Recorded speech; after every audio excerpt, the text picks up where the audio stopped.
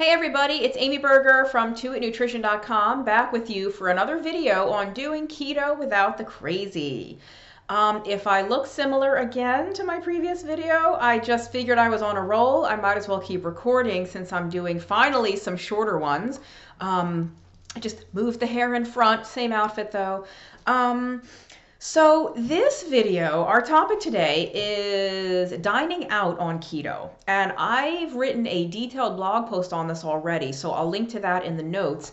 But I'm kind of puzzled in the same way with the other videos, like, why is this so complicated? Why do people think this is difficult? It's actually very, very simple. And I don't mean to insult anyone when I say, like, why does anyone think this is difficult? If you're brand new to eating this way, maybe it is. You're a little unsure about what you can have or what to ask for. So let's talk about dining out on a ketogenic or low carb diet. Pardon my coughing, still sick because it's only a few minutes after I recorded the other video. Hopefully by the next video, I'll be better. So the main principle, obviously, is that you want to stick to foods that are low in carbohydrate. And for me, I have this sort of like decision disease, or I should say indecision disease. When I am faced with a lot of choices, I become almost paralyzed. I can't make a choice. There's actually a book called The Paradox of Choice, Why More is Less. There's a lot of people like me, I've actually found out I'm not alone, that we get very overwhelmed when there's like a million different choices.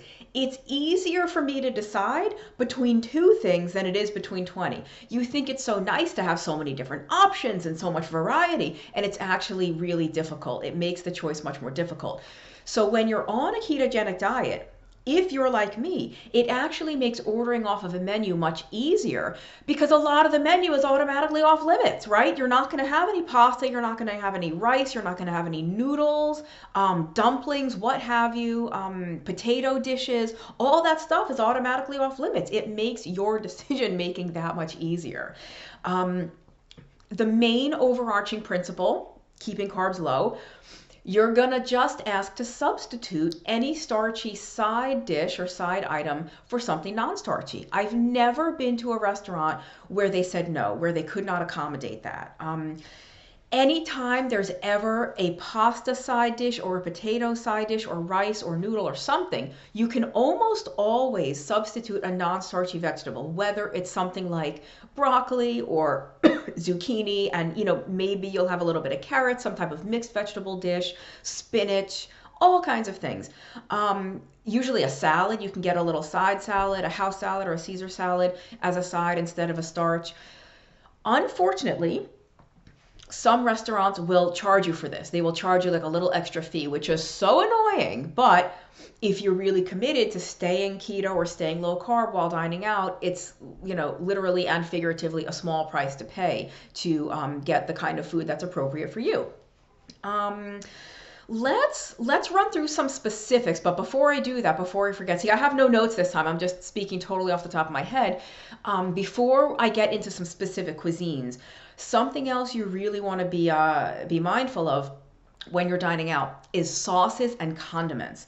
Because you might think that you're getting a perfectly suitable keto dish when actually the sauce or the marinade or the glaze is like loaded with sugar and you've totally sabotaged yourself unintentionally. So words to watch out for: anything glaze, balsamic glaze, usually Asian citrus type stuff is very sugary. Barbecue sauces like that, ketchup, very, very sugary. So it's best to stick with condiments like mayonnaise, mustard, hot sauce, vinegars, even balsamic vinegar. I know I said balsamic glaze, but the glaze is where it's very thick and syrupy. If it's just straight balsamic vinegar or red wine vinegar, not that bad. Balsamic has slightly more carbs than something like a red wine vinegar or just a plain or apple cider vinegar, but it's compared to, like a barbecue sauce or something really sugary, it's really not that bad. It's not like you're going to use a cup of it. You're going to use a tablespoon or two. Guacamole is another good sort of condiment that you can use. Let's see. So Sour cream is good. Most salad dressings are okay, but stay away from the ones that are probably off limits, like a raspberry vinaigrette or a Thousand Island, a Catalina, French, that kind of thing that they're very sweet. Blue cheese, Caesar, ranch dressing, usually fine. Honey mustard, obviously not really a good choice. Um, I don't want to go into too much detail because it's all in the blog post and I recommend you read that. But I just did want to give that little warning because you could get meat and vegetables and you think it's totally keto and you've unintentionally had a lot more sugar or carbohydrate from a sauce or a condiment or something. With regard to specific cuisines, even at an Italian restaurant, you don't have to eat pasta. They almost always have something else on the menu, whether it's a grilled chicken, a pork chop, a steak, seafood. And, unfortunately, those tend to be more expensive than getting a big bowl of spaghetti. You are going to pay a premium for it, but again, it's probably worth it for you if you want to stay with foods that are right for you or that you're just more comfortable eating. Places like Greek restaurants or Middle Eastern type restaurants are fabulous for keto. Unfortunately, you're going to have to sort of pass on the hummus and the pita bread and even the stuffed grape leaves because of the rice. But those cuisines are famous for grilled meat, for kebabs, for souvlaki, for like even the raita, like the cucumber sauce, or the tzatziki in the Greek. Or I guess the raita is Indian, but so many great just grilled meat and vegetables. That kebab, they'll usually have peppers and onions, maybe some zucchini on them. Lamb, obviously, hello, if you eat lamb. Indian restaurants can be a bit harder because they're kind of heavy on the beans and the potatoes and the rice, but you can also get some kind of meat, some kind of chicken, some kind of pork, usually fish. Thai can be a bit harder, like with regard to the East Asian cuisines. Japanese and Chinese are pretty easy. You can do sashimi, you can do usually some type of grilled or skewered meat and vegetables. Even at a takeout Chinese place, just get like chicken and vegetables steamed, not with the sauce, and you can ask for hot mustard or soy sauce on the side. Again, you've got to avoid the noodles, got to avoid the rice. So it's a shame because when you're avoiding so much of what's usually on offer, you get kind of a small portion. If all you have is the meat and vegetables, because they normally just let you fill up on rice, you can actually ask for double meat or double vegetables. You can say, I'd like the chicken and mixed vegetables, double chicken, please. And they will charge you, it'll be a couple of extra dollars, but you'll get a heftier portion of the keto food that's suitable for you. I actually, when I was in high school, I worked at a takeout Chinese place in Staten Island, New York. I was like, they spoke English, but they had such thick Chinese accents that they always had an American kid to answer the phone. So, twice a week during the school week, I would work at the takeout place, picking up the phone, helping to pack the orders, and we would get that, pretty often. Somebody would double chicken, double shrimp, and it, $2 or $3 extra, whatever it was, and it's fine. Trying to think of other specific cuisines. They're all in the blog post I wrote. I feel like Thai is a little bit harder because it is so heavy on the noodles, but they also have very delicious curry dishes. There's just meat and vegetables with coconut milk, so it's great. It might be thickened with cornstarch, but I think the total amount that you would get in the dish is, I wouldn't say negligible, but very low. So if your whole rest of the day is very, very low in carbs, the total amount of carbs that you're going to get from that curry dish is going to be totally, most likely within your carb limit. And again, avoid the rice, avoid the noodles, avoid the spring rolls. So obviously some cuisines are easier than others. If you go to a diner, or overseas, it might be more like a bistro or a gastropub kind of place. I mean, anything goes. You can get a bunless burger, you can get a steak, any kind of grilled or steamed or roasted or broiled meat with a non-starchy vegetable. Entree salads are like golden at these places, right? You can get a Caesar salad. Cobb salad is dynamite. Cobb salad is greens, usually hard-boiled egg, avocado, bacon, blue cheese. Sometimes it comes with chicken or salmon or some other meat. That's like keto gold right there. But even a Caesar salad with some salmon or steak or chicken. If you get entree salads, beware of the sugary and starchy additives. You're going to want to avoid like the dried cranberries, the crunchy noodles.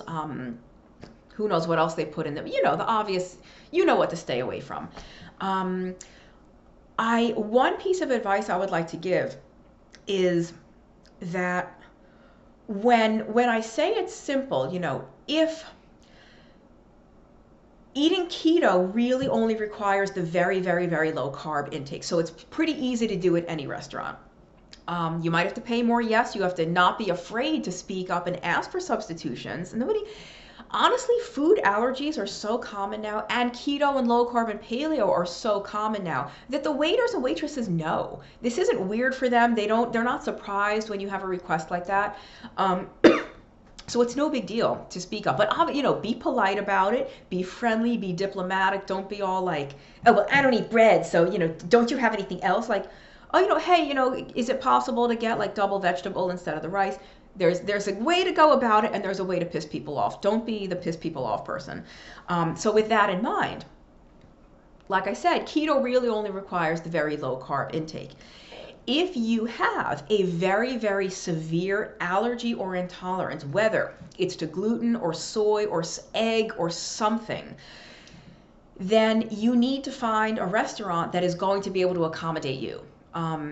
That's something where you might actually want to talk to the chef, talk to the manager, talk to the waitstaff, and let them know that you have a unique situation. You are very severely anaphylactically allergic to X compound, and you have to make sure your food is prepared with no cross-contamination. It has to be totally safe.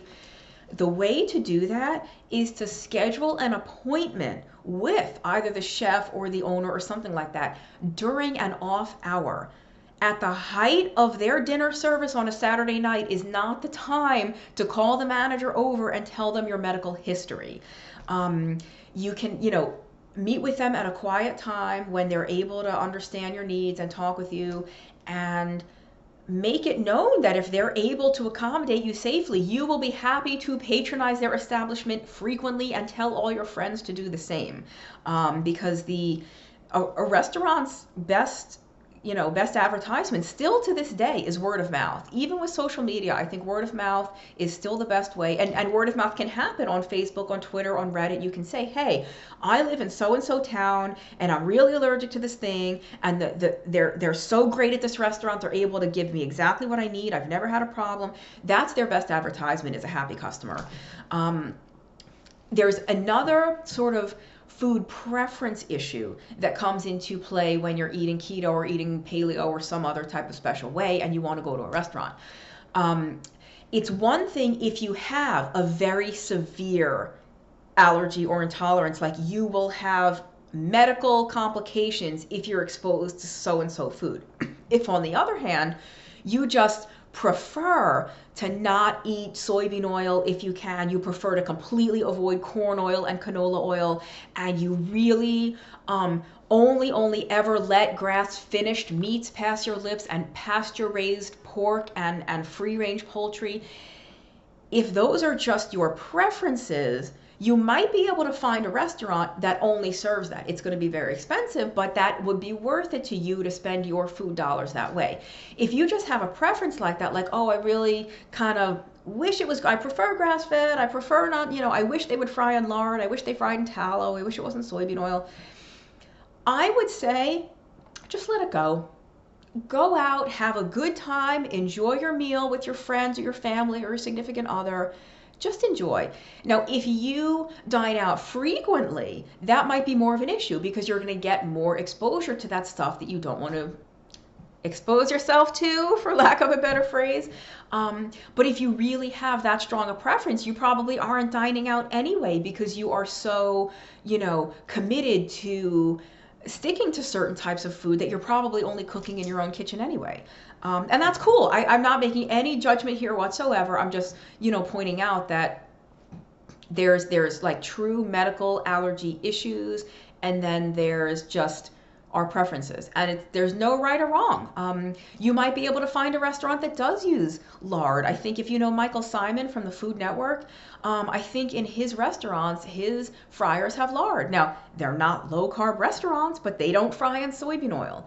There might be some other places. There's a restaurant in, I think it's in Concord, Massachusetts, called Woods Hill Table. and they are aligned with the Weston A. Price Foundation eating principles. So they do fry in lard, fry in tallow. They'll like soak and sprout and ferment if they're serving grains and stuff like that. They'll have the best quality, you know, free range meats and all that. So how do you dine out on keto? Very simply. There's no restaurant that's not keto if you know how to customize your order. Like I said, even a pizza parlor, you are really going to only have to eat the toppings. You're going to have to eat the cheese, the pepperoni, olives, anchovies, mushrooms, pork, sausage, whatever you like. The sauce might have some sugar in it. Some of them probably do. But if you're only, you know, if all you're really eating is scraping off the toppings, the total amount of sugar is probably pretty low. Or if your friends want to go out for pizza, skip it and join them next week at some other restaurant, or I don't know, you know, suggest a different venue. Like, I think if you have very severe food intolerances, or you just really want to make sure there's something that's going to be super strict keto on that menu for you, we are in luck. In 2019, a lot of restaurants, maybe not all, but a lot of restaurants have their menus online. So you can look ahead of time and see what might be good for you. And then when you get to the restaurant, you're not, oh, what can I have? You don't have to be that person at the table, like, oh, I can't have that, I can't have that. Guess what? Nobody cares. No one gives one hoot about your ketogenic diet or mine. So you can keep it all to yourself, look at the menu beforehand, decide what you're going to get, and just get to the restaurant and enjoy yourself. If they bring you a bread basket, oh well, you're not going to eat the bread. If you're with other people that are keto, just request that the wait say, hey, you know, no bread, no thanks, we'll skip that. That's it. I will absolutely link to the blog post because there's details on more specific cuisines. Oh, I left Mexican. I forgot to say Mexican, the most important. Hello, fajitas, grilled meat and peppers and onions. What more could you want? Ask them not to bring the tortilla wraps. Don't bring the you know, the rice and beans. Just, you know, they'll bring you the sour cream, the guacamole, the shredded cheese. It's keto paradise. Fajitas. Oh, thank you goodness for fajitas, right? But again, more details on specific cuisines in the blog post. Don't make this more complicated than it needs to be. I think having somebody bring you food that you didn't have to cook, they literally wait on you, is one of life's very small pleasures for those of us that are not loaded with money. You can just go to a nice restaurant or a not so nice restaurant and somebody brings you food. Oh, it's one of the most humane things in the world, and you can absolutely do it while you follow a ketogenic diet. So thanks for watching. As always, if you like the videos, please subscribe to the channel. You can read my blog at 2itnutrition.com. And I mentioned this in the previous video, I think. I don't know if this will be the next video or not, but sometime down the line, I will do a video on ketogenic diets for neurological and neurodegenerative disorders. If you have other ideas, send me an email, 2itnutrition@gmail.com. And if it's something that I can speak to intelligently, I will. If it's something I have no clue about and can't do a video about, then I won't. So thanks for watching. See you next time.